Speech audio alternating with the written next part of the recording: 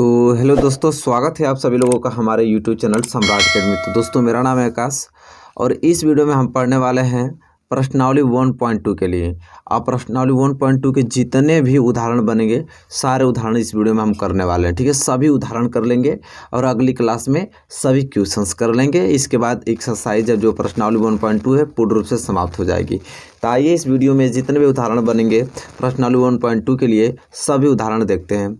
तो चलिए, पहला उदाहरण है उदाहरण नंबर 5वां। ठीक है, इसके पहले एक्सरसाइज 1.1 में 4 उदाहरण थे। 4 उदाहरण अच्छे तरीके से कंप्लीट हो गया है, वो एक्सरसाइज भी कंप्लीट हो गया है। वीडियो नहीं देखे हैं तब चैनल के प्लेलिस्ट पे चले जाइए, वहाँ से मिल जाएगा। ठीक है, और इस वीडियो में हम बात करेंगे प्रश्नावली 1.2 के लिए उदाहरण, और सभी उदाहरण कंप्लीट कर देंगे, एक भी उदाहरण बचने वाला नहीं है। तो चलिए, उदाहरण 5वां देखिए, लिखा है यहाँ पे कि संख्याओं 4 पे पावर n पर विचार कीजिए। जहाँ n एक प्राकृतिक संख्या है, जांच कीजिए कि क्या n का कोई ऐसा मान है जिसके लिए 4 पे पावर n अंक शून्य पर समाप्त होता है। देखिए, एक क्वेश्चन जो है उदाहरण 5वां थोड़ा थ्योरेटिकल क्वेश्चन है। ठीक है, ये क्वेश्चन लगाना नहीं है, थ्योरी से लिखकर इसको समझाना है कि मतलब ये क्वेश्चन कहना क्या चाह रहा है। देखिए, क्वेश्चन ये कह रहा है कि संख्या जो 4 पे पावर n पर है, इसी पर विचार करना है कि जो 4 पे पावर n है, जहाँ जो n पावर है वो n क्या है, प्राकृतिक संख्या है। और कह रहा है कि आप जांच कीजिए कि जो n का कोई ऐसा मान जिसके लिए 4 पे पावर n अंक जो शून्य पर क्या हो, समाप्त होता हो।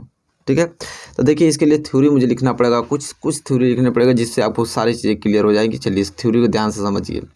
तो पहला थ्योरी में लिखना है हल में कि यदि n के किसी मान के लिए 4 पे पावर n शून्य पर समाप्त होगी तो वह 5 से विभाजित होगी। तो जाहिर सी बात है कि अगर 4 पे पावर n शून्य पर समाप्त होता है, जैसे यहाँ पे 20 का बात कर लूँ, मैं 10 का बात कर लूँ, 30 का, अगर इकाई अंक इसका 0 आता है, 40 का बात कर लूँ, अगर इकाई अंक 0 आता है, 100% वो संख्या किससे, 5 से क्या होगी, विभाज्य होगी। तो वही लिखे हैं कि यदि n के किसी मान के लिए अगर 4 पे पावर n शून्य पर समाप्त होता है, और n पर कोई भी पावर कर दें, अगर उसको हल कर रहे हैं तो कोई संख्या प्राप्त हो रहा है जिसका इकाई अंक 0 आ रहा है, तो समझ लीजिए वो 5 से विभाजित होगी ही होगी। ठीक है, लेकिन यहाँ कंडीशन चेंज हो रहा है कि अर्थात 4 पे पावर n का एक गुणनखंड 5 होगा।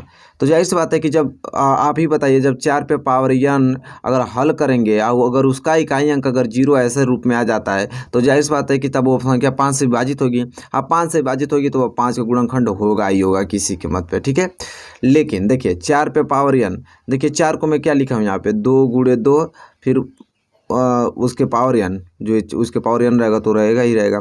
देखिए 2 गुणे 2, इसको मैं क्या लिख सकता हूँ, 4 को 2 पे पावर 2 लिख सकता हूँ, फिर इसके पूरे में क्या, n पावर। अब मैं क्या किया हूँ कि 2 को गुणा इस n में कर दिया हूँ, तो 2 पे पावर 2n ये हो गया। अब इसे तोड़ दिया हूँ मैं, ऐसे तोड़ने के बाद मुझे ये मालूम चला है कि यार ये तो 2 पे पावर 2n आ गया, और 2 पे पावर 2n। देखिए ध्यान से एक चीज़ कि यहाँ हम देखते हैं कि 4 पे पावर n के अभाज्य गुणनखंडों में केवल अभाज्य संख्या 2 ही आ सकती है। अच्छा, आप बताइए, जब इस 4 को मैंने तोड़ा तो किस रूप में टूटा, 2 गुणे 2 के रूप में, फिर ये 2 पे पावर 2 हो गया, फिर 2 पे पावर 2n आ गया। तो ये बताइए, 2 के अलावा कोई कुछ संख्या आया है क्या, कोई संख्या नहीं आया, सिर्फ 2 ही आया है। तो ये बताइए, वही चीज़ लिखे हैं कि हम देख पा रहे हैं कि 4 पे पावर n की जब हम अभाज्य गुणनखंड किए हैं तो इसमें केवल अभाज्य संख्या 2 ही आ सकती है। तो 2 ही आई भी है। अब 2 आ सकती है तो हम यहाँ आगे लिखेंगे कंडीशन। तो गणित के आधारभूत प्रमेय के अनुसार जो 4 पे पावर n के गुणनखंड में संख्या 2 के अतिरिक्त अन्य कोई गुणनखंड नहीं है। जाहिर सी बात है, देखिए 2 के अलावा कोई और गुणनखंड है, इसके बाद जो गुणनखंड कोई नहीं है, तो वही लिखा है, जो वहाँ पे कंडीशन वही लिख दिया गया है यहाँ पे कि तो गणित के आधारभूत प्रमेय के अनुसार 4 पे पावर n के गुणनखंड में संख्या 2 के अतिरिक्त अन्य कोई गुणनखंड नहीं है, अतः n का ऐसा कोई भी मान नहीं है जिसके 4 पे पावर n अंक शून्य पर समाप्त हो। मतलब कि 4 पे पावर n जो हमारी संख्या थी, वहाँ n का एक ऐसा कोई भी मान नहीं है जिसके लिए अगर 4 पे पावर n का कोई ऐसा n बराबर संख्या रखें कि उसका अगर मैं होल स्क्वायर करूँ तो वो 0 पर समाप्त हो सके। ठीक है, यही चीज़ है, बस ये पूर्ण रूप से इसका हल है, और यहाँ पे ये चीज़ आपको समाप्त हो गया। अब और अच्छे तरीके से ये क्लियर हो गया होगा। उदाहरण नंबर 4 और 5वां ये थ्योरेटिकल था, बस आप लोगों को लिख कर इसको बताना था, इसलिए मैं इसको आगे से लिख दिया था। ठीक है, इसमें बताने वाली बात क्या है, लिख के तो ये थ्योरेटिकल समझाना है। चलिए, यहाँ पे प्रश्नावली 1.2 के जो उदाहरण और 5वां है बेहद अच्छे तरीके से आपको क्लियर हो गया होगा। और इसी के साथ हम अगला उदाहरण देखेंगे, उदाहरण नंबर 6वां। देखिए उदाहरण नंबर 6वां आ गया, 5वां हमने अच्छे तरीके से क्लियर कर रखा था। उदाहरण नंबर 6वां जो है मेरे प्यारे विद्यार्थियों, वो है कि संख्याओं 6 और 20 के अभाज्य गुणनखंडों विधि से एचसीएफ और एलसीएम ज्ञात कीजिए। देखिए संख्या आपको 6 और 20 ये दो ठे अभाज्य, मतलब कोई भी संख्या हो, संख्या 6 और 20 संख्या दी है, लेकिन अभाज्य गुणनखंड विधि से, कौन सी विधि से? अभाज्य गुणनखंड विधि से इसका एचसीएफ भी निकालना है और इसका एलसीएम भी निकालना है। ठीक है, तो दो संख्या 6 और 20 का अभाज्य गुणनखंड विधि से एचसीएफ निकालना है और एलसीएम निकालना है। तो आइए हल करके देखते हैं कि अभाज्य गुणनखंड विधि से हम किसी भी दो संख्याओं का एचसीएफ कैसे निकालते हैं और एलसीएम कैसे निकालते हैं। ठीक है, चलिए देखिए संख्या आपको दे रखा है 6 और 20। संख्या आपको क्या दे रखा है? 6 और 20। इस 6 और 20 का हमें क्या निकालना है? एचसीएफ निकालना है, जिसे हम क्या बोलते हैं? मस, जिसे क्या बोलते हैं? मस। और इसी दो संख्याओं का हमें एलसीएम भी निकालना है, जिसे हम बोलते हैं लस। क्या बोलते हैं? जिसे हम क्या बोलते हैं? लस। अब इसका एचसीएफ और एलसीएम निकालना है, और एचसीएफ एलसीएम निकालने के लिए सबसे पहले हम तो एचसीएफ निकालेंगे। एचसीएफ और एलसीएम निकालने के लिए और भी किस विधि से? अभाज्य गुणनखंड विधि से। तो सबसे पहले 6 का अलग और 20 का अलग हम क्या निकालेंगे? एलसीएम लेंगे। ठीक है, क्या लेंगे? एलसीएम, ताकि वो अभाज्य गुणनखंड के रूप में टूट सके। ठीक है, तो 6 का लेंगे तो 2 से कटाएंगे तो 2 तिहाई 6, फिर 3 से कटाएंगे तो 3 एकम 3। इसी तरह 20 का लेंगे तो 2 से कटाएंगे तो 10 बार में कटेगा, 2 से कटाएंगे तो 5 बार में कटेगा, फिर 5 से कटाएंगे तो वो 1 बार में कट जाएगा। ठीक है, तो हमको एक चीज़ मालूम चल रहा है यहाँ पे कि एक ही हमको ये मालूम चल गया यहाँ पे, जैसा कि आप देख पा रहे हैं। तो देखिए करना ये चीज़ है कि देखिए 6, तो इस 6 को मैं क्या लिख सकता हूँ? ठीक है, तो 6 को क्या लिखेंगे? 2 गुणे 3, 2 गुणे 3 मतलब 2 पे पावर भी 1 है और 3 पे पावर भी 1 है यहाँ पे। ठीक है, इसी तरह 20 है तो 20 को हम क्या लिखेंगे? 2 गुणे 2 गुणे 5 लिखेंगे। ठीक है, अब यहाँ 2 बार तो इसलिए मैं लिखूंगा इसको 2 पे पावर 2 गुणे 5 और 5 पे पावर 1। ठीक है, तो 20 को मैंने इस रूप में लिख दिया और 6 तो आपका इस रूप में है ही। ठीक है, अब इतना करने के बाद हमको एचसीएफ निकालना है। ठीक है, अब एचसीएफ के लिए एक चीज़ आप नोट कर लीजिए कि एचसीएफ कैसे निकलता है। तो एचसीएफ निकलता है उभयनिष्ठ गुणनखंड,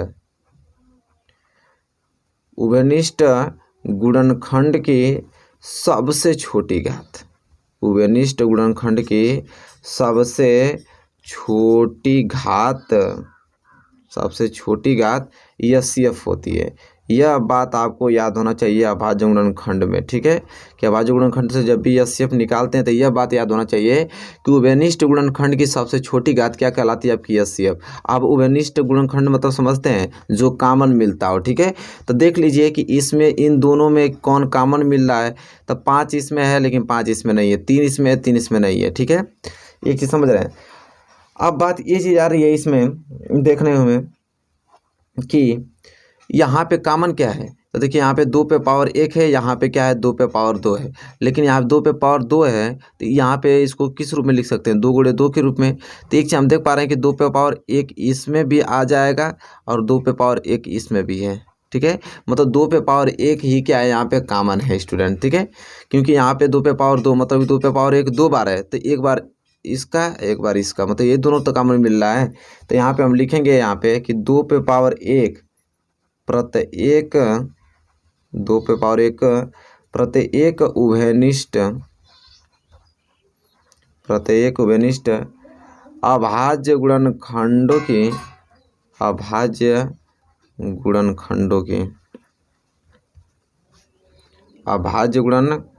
की सबसे छोटी घात है। सबसे क्या है? छोटी घात है। सबसे क्या है? छोटी घात, सबसे छोटी घात है। ठीक है स्टूडेंट, क्या हो जाएगा? सबसे छोटी घात है।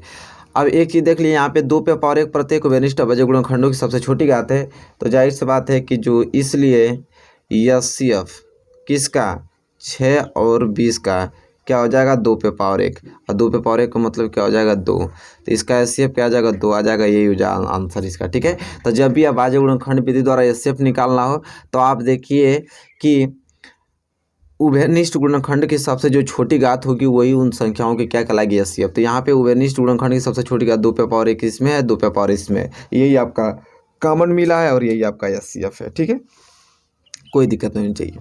चलिए अब एलसीएम क्या होता है, तो एलसीएम की भी परिभाषा है कि एलसीएम कैसे निकालता है। तो एलसीएम प्रत्येक अभाज्य, इसमें आपका वो उभयनिष्ठ नहीं रहेगा, प्रत्येक रहेगा, प्रत्येक अभाज्य गुणनखंडों की सबसे बड़ी घात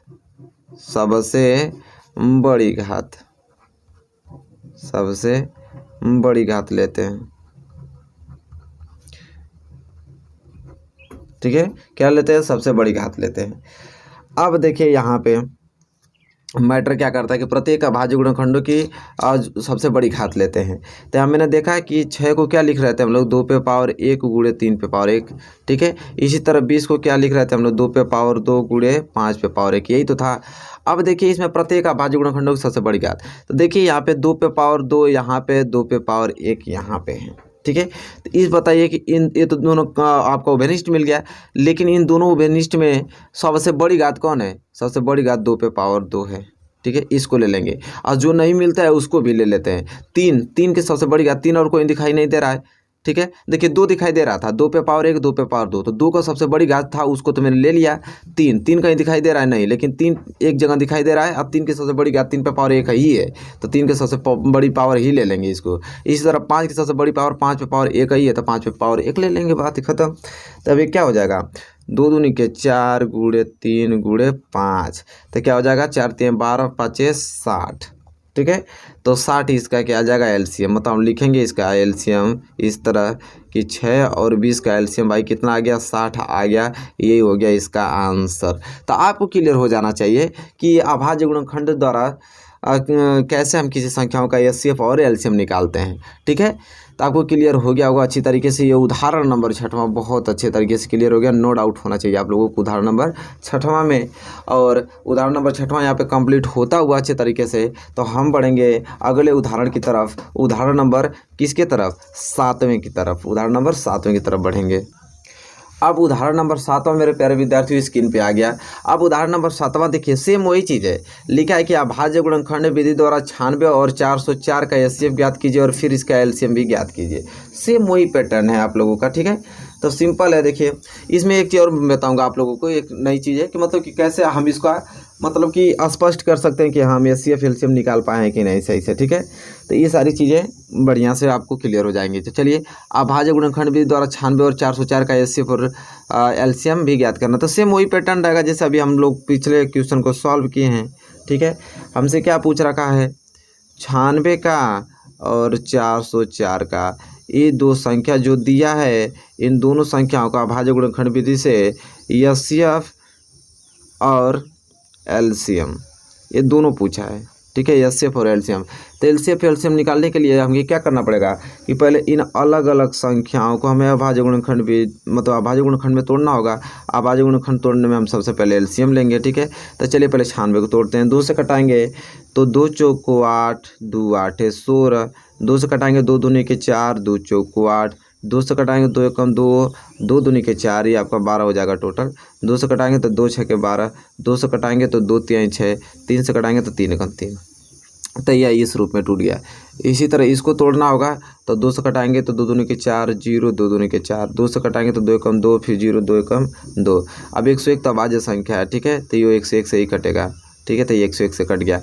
अब हमें सिंपल उस रूप में लिख देना है, जैसे 96 है तो 96 को हम क्या लिख सकते हैं, देखिए 1 2 3 4 5, जो 2 है 5 बार आया तो इसको मैं नहीं लिख सकता हूँ 2 पे पावर 5, बिल्कुल लिख सकता हूँ गुणे 3, एक बार आया तो 3 पे पावर 1 लिख दूंगा।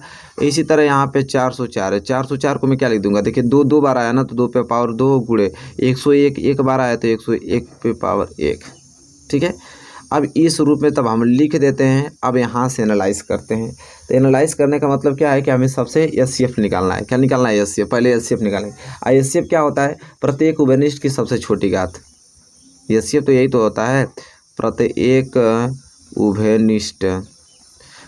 उभयनिष्ठ की सबसे छोटी घात। देखते हैं, सबसे छोटी घात। प्रत्येक उभयनिष्ठ की सबसे छोटी घात ही क्या कहलाती है? हमारी HCF कहलाती है। ठीक है। अब देखिए यहाँ पे HCF कौन हो रहा है? अब मिल कौन रहा है? तो देखिए दो ही कॉमन, दो इसमें भी है, दो इसमें भी, और कोई तो मिल नहीं रहा है, लेकिन ये तो कॉमन है। लेकिन प्रत्येक उभयनिष्ठ की सबसे छोटी घात देखना है। सबसे छोटी घात 2 पे पावर 5 है कि 2 पे पावर 2 है? तो इसलिए देख पा रहे हैं कि हम देख पा रहे हैं कि यहाँ पे प्रत्येक उभयनिष्ठ की सबसे छोटी घात 2 पे पावर 2 है। तो 2 पे पावर 2 का मतलब क्या हो जाएगा? 4। ठीक है। तो एक चीज़ मालूम चल गया कि जो HCF होगा किसका? 96 और 404 का, वो होगा उन दोनों का HCF 4 है। यही हो जाएगा इसका आंसर। ठीक है। तो HCF निकल गया। तब HCF निकल गया तो हमें LCM भी निकालना होगा। ठीक है। तो देखिए सिंपल है। LCM निकालने के लिए क्या करते हैं? यहाँ पे देखिए LCM निकालने के लिए एक फार्मूला भी होता है। तो यहाँ से आप लोगों को क्या हो गया? क्लियर। अब देखिए LCM निकालने के लिए एक विधि और होती है फार्मूले के हिसाब से। आप लोगों को मैं बता देता हूँ। वो फार्मूला भी अगर याद रहेगा तो खूब आसानी से आप उस तरीके भी निकाल लेंगे। ठीक है। जैसे एक फार्मूला होता है आपका LCM गुणे क्या? HCF। LCM गुणे HCF बराबर दोनों संख्याओं का गुणनफल। जो दो संख्या दिया रहेगा उन्हीं का गुणनफल कर दीजिए। दोनों संख्याओं का गुणनफल। दोनों संख्याओं का क्या है? गुणनफल। ये फार्मूला होता है। यहाँ से हमको क्या निकालने के लिए? आप देखिए HCF तो निकल गया, LCM निकालना है ना।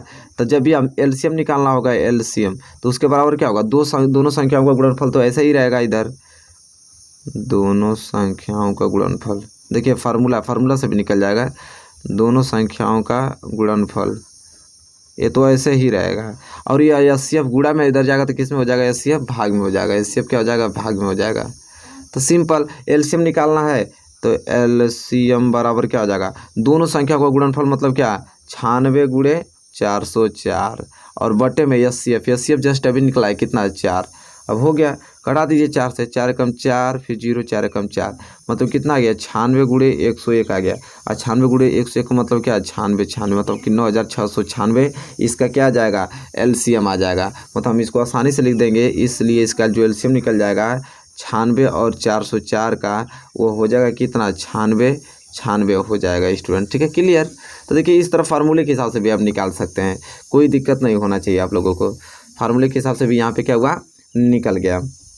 तो देखिए कितना आसान है। तो बिल्कुल आसान है, आराम से निकल जाएगा। और उस तरह निकालना होता है तो हम क्या करते हैं? अभाज्य गुणनखंडों की सबसे बड़ी घात लेते हैं। तो ये बताइए कि 2 पे पावर 5 यहाँ पे है, 2 पे पावर 2 यहाँ पे है, तो सबसे बड़ी घात यहाँ पे क्या हो गया? 2 पे पावर 5 हो गया गुणे। इसी तरह 3 पर सबसे बड़ी घात क्या है? 3 पे पावर 1 है ये, तो 3 पे पावर 1 ले लेते हैं। और गुणे 101 पर सबसे बड़ी घात 101 ही है, तो हम 101 ले लेते हैं। अब 2 पे पावर 5 का मतलब कि क्या? 2 दूनी के 4, 4 दूनी के 8, 8 दूनी के 16, 16 दूनी के 32 है। 2 पे पावर 5 का मतलब 32 गुणे 3 गुणे 101। अब 32 गुणे 3 का मतलब क्या? 3 दूनी के 6, 3 तरीके 9, 96 गुणे 101। और 96 गुणे 101 का मतलब वही चीज़ तो आ गया 96। तो इस तरह भी निकाल सकते हैं। ये तो मैं आपको फार्मूला से भी बता दिया हूँ कि फार्मूला भी याद रहेगा तो आप निकाल सकते हैं। ठीक है। तो ये दोनों चीज़ें से मैं आप लोगों को क्लियर कर दिया हूँ, LCM निकालना। ठीक है। तो क्लियर हो गया कि नहीं? उदाहरण नंबर 7वां बहुत अच्छे तरीके से आपको समझ में आ गया होगा। उदाहरण नंबर 7वां नो डाउट आपको होना चाहिए। और इसी के साथ लास्ट उदाहरण बढ़ेंगे उदाहरण नंबर 8वें की तरफ। और उदाहरण नंबर 8वां करने के बाद ये पूरा इसके सारे उदाहरण आप लोग के कंप्लीट हो जाएंगे। चलिए देखिए उदाहरण नंबर 8वां आ गया स्क्रीन पे। उदाहरण नंबर 8वां ये कह रहा है यहाँ पे कि संख्या 6, 72 और 120 का अभाज्य गुणनखंड विधि द्वारा HCF और LCM ज्ञात करना है। अब तक हम 2 उदाहरणों में 2 संख्या दिया रहता था, लेकिन यहाँ पे अब कितना संख्या दे दिया? 3 संख्या दे दिया। तो घबराना थोड़ी है, 3 संख्या दे 4 संख्या दे, कोई फर्क नहीं पड़ने वाला है। हमको बस पैटर्न मालूम होना चाहिए किस तरह लगाते हैं। तो देखिए 6, 72, 120 का तो क्या करना है? सिंपल 6 का अलग निकाल देंगे, 72 का अलग निकाल देंगे और 120 का अलग निकाल देंगे।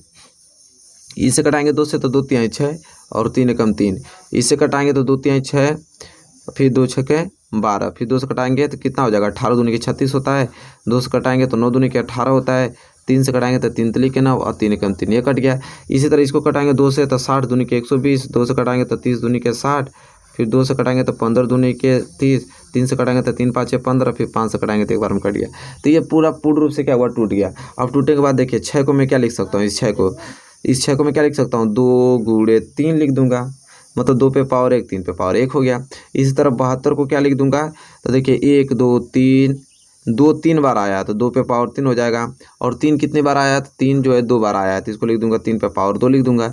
इसी तरह 120 में देखिए 2 जो है 3 बार आया तो 2 पे पावर 3 और गुणे 3 एक ही बार आया तो 3 पे पावर 1, 5 एक ही बार आया तो 5 पे पावर 1। इस रूप में टूट गया तो समझिए कि काम आपका बन गया, ठीक है। अब हम HCF ज्ञात करना है, क्या HCF, और HCF में क्या होता है कि प्रत्येक उभयनिष्ठ गुणनखंड की सबसे छोटी घात, प्रत्येक उभयनिष्ठ की सबसे छोटी घात लेना पड़ता है ना, सबसे छोटी घात। अब प्रत्येक उभयनिष्ठ की सबसे छोटी घात लेना तो देख पा रहे हैं, तो प्रत्येक उभयनिष्ठ की सबसे छोटी घात लेना, ठीक है। तो प्रत्येक उभयनिष्ठ की सबसे छोटी घात क्या मिल रही है, देखिए 2 पे पावर 1, 2 पे पावर 3, 2 पे पावर 3। देखिए कॉमन में तो यह 3 इसमें भी है, 3 इसमें भी है, 3 इसमें भी, यही दोनों तो कॉमन मिल रहा है, लेकिन सबसे छोटी घात क्या है, तो सबसे छोटी घात 2 पे पावर 1 वो है, और इसमें सबसे छोटी घात 3 पे पावर 1 है, तो यही तो कॉमन मिल रहा है सबसे छोटी घात में। तो 2 पे पावर 1 का मतलब 2 और 3 पे पावर 1 का मतलब 3, तो 3 दूनी के 6, मतलब हमको ये मालूम चल गया कि HCF आ गया आपका 6, 72 और 120 का HCF कितना आ गया, 6 आ गया, यही हो जाएगा इसका आंसर, ठीक है। तो HCF क्लियर हो गया कि नहीं, क्लियर हो गया। इसी तरह LCM, अब LCM लेने के लिए क्या करना पड़ेगा कि प्रत्येक अभाज्य संख्या का, प्रत्येक अभाज्य गुणनखंडों की, प्रत्येक अभाज्य गुणनखंडों की सबसे बड़ी घात, सबसे बड़ी घात लेंगे तब जाके इसका LCM निकलेगा। और सबसे बड़ी घात जैसा देख पा रहे हैं यहाँ पे, आप ही देख लीजिए ध्यान से कि देखिए सबसे बड़ी घात किसका किसका मिला है, 2 इसमें भी है, 2 इसमें भी, 2 इसमें भी, इन दोनों में सबसे बड़ी घात क्या है, 2 पे पावर 3 की है, तो हम 2 पे पावर 3 उठा लेंगे। फिर 3 की बारी आती है, 3 पे पावर 1, 3 पे पावर 2, 3 पे पावर 1, तो 3 पे सबसे बड़ी घात क्या है, 3 पे पावर 2 की, तो 3 पे पावर 2 उठा लेंगे, गुणे 5 आ गया, 5 में सबसे बड़ी घात क्या है, 5 पे पावर 1 की है, तो 5 पे पावर 1 ले लेंगे, ठीक है। अब इसे हल करेंगे, 2 पे पावर 3 का मतलब कि 2 दूनी के 4, दूनी के 8 आ जाएगा, 3 पे पावर 2 का मतलब 3 तिली के 9, 5 पे पावर 1 का मतलब कि 5, ठीक है। तो 8 9 72 गुणे 5, तो 5 दूनी के 10, 5 7 35, 1 36, 360 आ गया। इसलिए जो LCM होगा किसका, 6, 72 और किसका 120 का, वो कितना आ जाएगा, 360 आ जाएगा, यही हो जाएगा इसका क्या आंसर हो जाएगा स्टूडेंट, ठीक है। तो देखिए कितना अच्छे तरीके से ये उदाहरण क्लियर हो गया। उदाहरण नंबर 8वां भी आप लोगों को अच्छे तरीके से समझ में आ गया, ठीक है।